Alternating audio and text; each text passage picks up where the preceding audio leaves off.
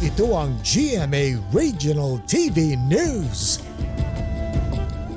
May init na balita sa Visayas at Mindanao, hatid ng GMA Regional TV.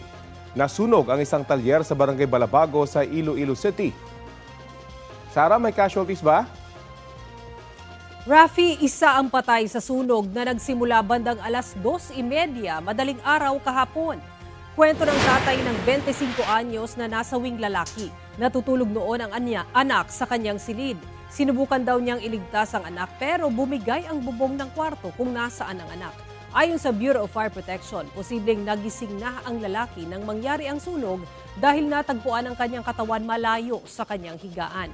Nadamay rin sa sunog ang 4 na motorsiklo at isang sasakyan. Inaalam pa ang sanhi ng apoy.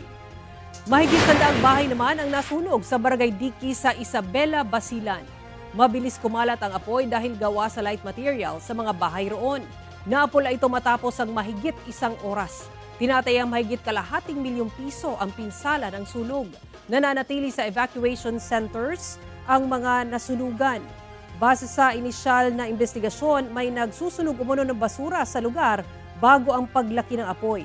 Vine-verify pa ito ng Bureau of Fire Protection. Wala namang naitalang sugatan sa sunog.